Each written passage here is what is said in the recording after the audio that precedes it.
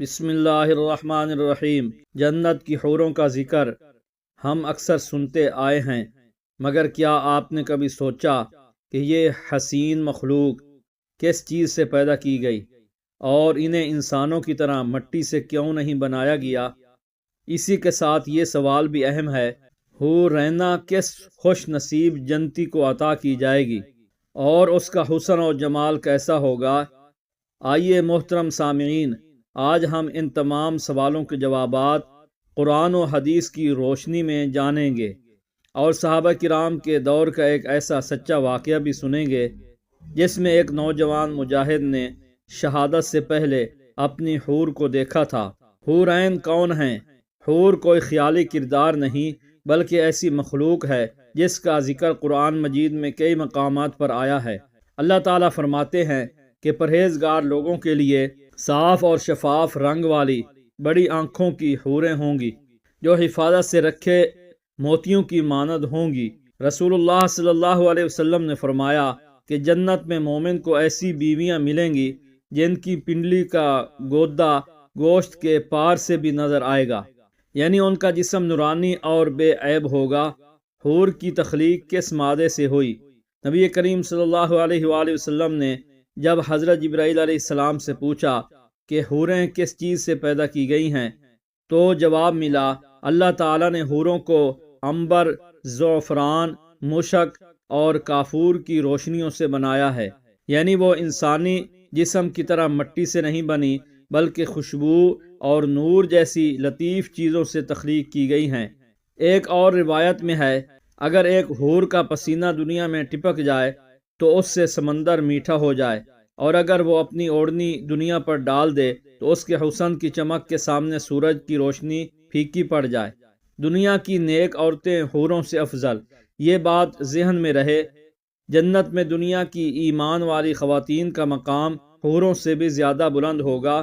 وہ جنت میں اپنے شوہر کی تمام حوروں کی سردار ہوں گی اور حسن و جمال میں بھی ان سے بڑھ کر ہوں گی۔ ایک حدیث میں آتا ہے کہ جب دنیا میں کوئی عورت اپنے شوہر کو تکلیف دیتی ہے تو جنت میں اس کی حور کہتی ہے، اسے تکلیف نہ دو، یہ تھوڑی دیر تمہارے پاس ہے، جلد ہی ہمارے پاس آنے والا ہے۔ حورینا اور شہد، نوجوان کا ایمان افروز واقعہ۔ حضرت ثابت بن آئی رحمۃ اللہ علیہ سے روایت ہے، ایک نوجوان مجاہد ہمیشہ شہادت کا شوق رکھتا تھا۔ اس نے قسم کھائی تھی کہ جب تک شہید نہ ہو شادی نہیں کرے گا۔ ایک جنگ سے پہلے اسے ہلکی سی نیند آ گئی۔ خواب میں ایک فرشتے نے آواز دی، اٹھو، اللہ نے تمہارا نکاح حورینا سے کر دیا ہے۔ وہ نوجوان ایک باغ میں پہنچا جہاں بے شمار حسین لڑکیاں تھیں اور سب حورینا کی خادمائیں تھیں۔ پھر اسے ایک یاقوت کے محل میں لے جایا گیا جہاں تخت پر بیٹھی سب سے حسین دوشیزہ نے کہا، رکیے، ابھی آپ کی روح جسم میں ہے، انشاءاللہ آج افطار ہمارے ساتھ کریں گے۔ نوجوان جاگ اٹھا، چہرے پر عجب نور تھا۔ وہ مارکے میں کود پڑا اور سورج غروب ہوتے ہی شہید ہو گیا۔ یقیناً اس کی پہلی افطاری حورینا کے ساتھ ہی ہوئی ہوگی۔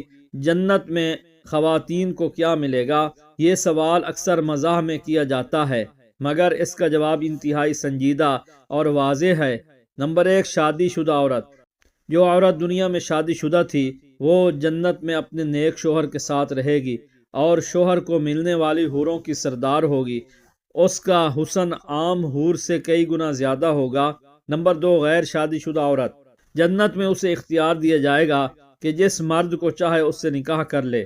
اگر کوئی مرد پسند نہ آئے تو اللہ تعالیٰ خاص اس کے لیے جنتی مرد پیدا فرما دیں گے۔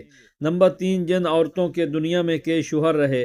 حضرت ام سلمہ رضی اللہ عنہا کے سوال پر نبی صلی اللہ علیہ وآلہ وسلم نے فرمایا، عورت ان میں سے اسے چن لے گی جو دنیا میں اس کے ساتھ بہتر اخلاق والا تھا۔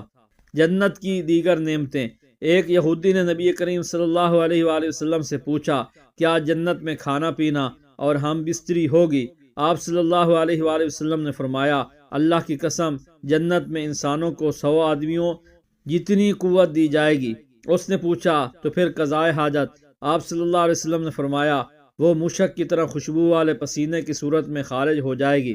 سب سے کم درجے کے جنتی شخص کو بھی 80,000 خادم، 72 بیویاں اور بے شمار نعمتیں عطا ہوں گی، اور سب سے اعلیٰ درجے والے جنتی کو صبح و شام اللہ کے دیدار کی سعادت نصیب ہوگی۔ اختتامی پیغام: عقل مند وہ ہے جو اس عارضی دنیا کی بجائے ہمیشہ والی آخرت کے لیے نیک اعمال کرے، گناہوں سے بچے اور اپنے رب کی رضا تلاش کرے۔ اللہ تعالی ہمیں ایمان پر زندگی دے، ایمان پر موت دے، اور جنت الفردوس میں اعلیٰ مقام عطا فرمائے۔ آمین یا رب العالمین۔